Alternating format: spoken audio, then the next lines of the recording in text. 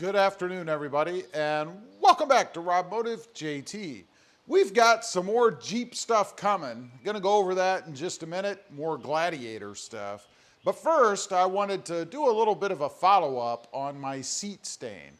I think there was a little bit of misunderstanding in how it actually got there.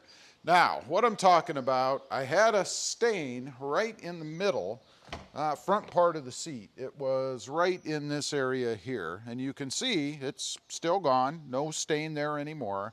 And I had mentioned in the video that it was a water stain. And a lot of people thought that it must have leaked up here, the Sunrider soft top or something. It was leaking up here and falling down there. That's not the case. This is common with the Gladiator. When it's raining and it's wet, or even a bunch of dew from the morning, water accumulates in this track. And if you notice, there are voids on this side, of course, to open the door, and over here. And there has been a fix out there where you can kind of run some sort of a track down here so it continues on and doesn't get in this area, but that doesn't solve back here. So what the problem is when you open the door from the negative pressure, like so, and there's water sitting right along in these areas, it pushes inside the truck and ends up on the seat. Eventually, it's going to stain the seat because there are elements and particles and things, dirt if nothing else, in the water. That's how it is caused.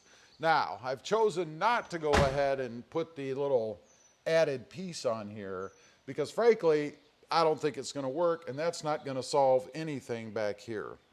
So that's how it happens. It's not a leak inside the truck or anything spilled inside or anything crazy like that. And so far, from cleaning it, seems to have worked out pretty well. The stain appears to be gone. We'll see over time if it comes back. I'll update sometime way in the future. Now, as far as what's coming for the Jeep, you know, I did a video recently about this front bumper and it's rusting, and it's gotten even worse since that video. You can see the rust coming through here, and eventually this whole area is going to rust. The same thing is happening over here. So I did decide to replace it. Can't recall if I mentioned with what. We're going to be going with the rock hard bumper, the aluminum version, the lighter version. It's more expensive, but saves you about 100 pounds. And I think that's a good thing. I don't want to add a bunch more weight to the Gladiator and potentially pull the front down a little bit and even reduce gas mileage worse than it is right now. So that's on the way. It's actually supposed to be here today, the day that this video is filmed. Probably already have it by the time you see this video. Now, there's a couple other things I'm looking at doing in the front here. And we'll use my wife's Wrangler as an example because it's the same thing. And I'm talking about the lights here in the front. I'm looking at going with these. I really like the way these look. I think they're pretty cool. I like that they're blacked out. And even on the sides, we've got the blacked out piece over here, which I believe I did on mine. Let's take a look. I don't remember. I did not. I just went with clear as opposed to amber. These have actually not held up real well. I don't know if you can tell in the light, but you see how much crisper and clearer the front is. And then over here on the side, it's kind of yellowed a little bit or darkened a little bit. Doesn't match up well. I don't dig that. Now, these are a pain to do, I will say. You have to loosen the fender flare underneath, or the inner fender, I should say, right up here in the corner, kind of pull on some stuff. Took me probably a good hour, hour and a half to figure out how to put these in because they just don't fit seamlessly. But I have to say, after having them, they are all LED, by the way. I really like the looks of it. I think they look really good. So we're going to do that. The bumper that's coming, of course, will be all black, much nicer finish than what I have now, and even nicer than the Mopar version. And that's why you notice on my wife's, there's no breaking down of the paint, no rusting, nothing like that, because this is an OEM Mopar bumper, much, much better quality. Now, while we're at the front of hers, there's something else I'm thinking about, and that is the fog lights. On her Jeep, I think we're let down a little bit by the chrome or silver look that hers has because they're not blacked out. They are LED, but they don't look like mine do. If you come over here to mine, and I will be keeping the same lights on the front of mine as what are on there now, you can see other than the light itself, you can't really get around that unless you cover it with some kind of smoked material or something. And I may do that. I actually have some vinyl I could put over those. Who knows? Maybe we'll give that a try when I'm replacing the bumper, because I do have to take them out, obviously. But I like that they're blacked out otherwise. Behind and beside the lights, they're all blacked out. All you see is the lighting itself. These are LEDs. Should be a direct fit into the new bumper.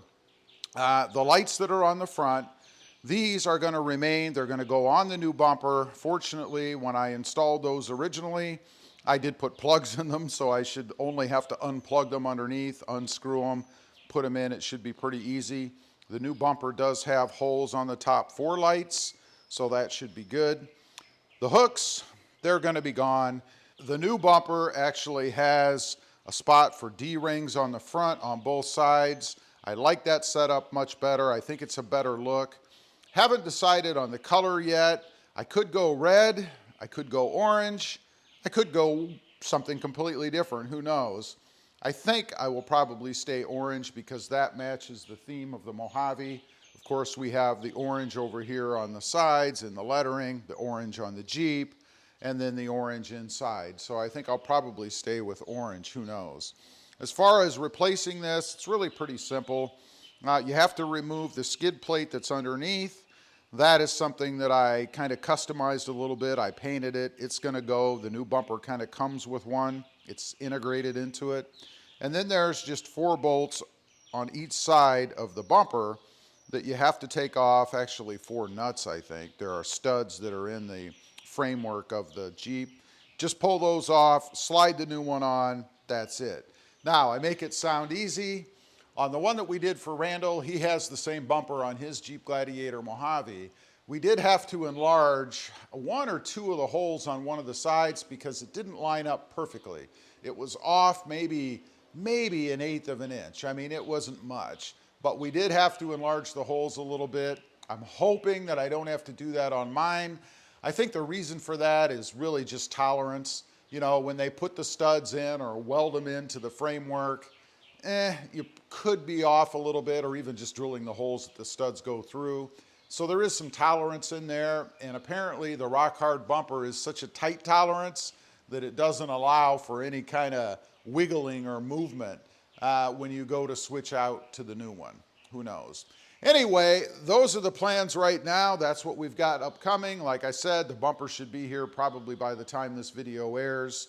Should look pretty cool on the truck. I really do like that bumper. Leave a comment. Let me know what you think. Good changes or not so much? I'd be curious to know. Thanks for watching. Stay safe out there. Bye.